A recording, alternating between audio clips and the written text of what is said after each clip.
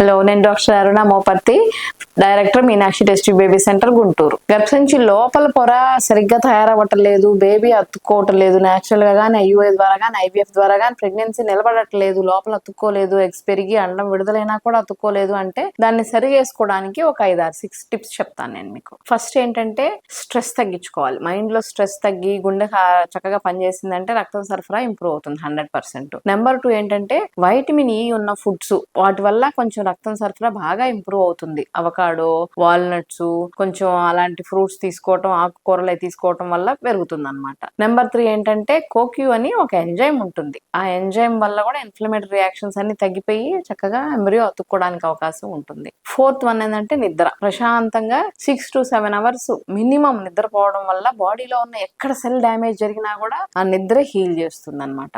ఇవన్నిటితో పాటు రెగ్యులర్ గా exercises, yoga, meditation, వీటితో పాటు కొంచెం ఆరెంజెస్, సిట్రస్ ఫ్రూట్స్, ఆకుకూరలు, పసుపు, ఇలాంటివన్నీ కూడా మన గర్భసంచి లోపల పొరలో ఉన్న తేడాలన్నీ సరిచేసి మనకి మంచి చేస్తాయి. ప్రెగ్నెన్సీ అతుక్కోవడానికి, పిండం అతుక్కొని ప్రెగ్నెన్సీ నిలబడటానికి దోహదపడతాయి.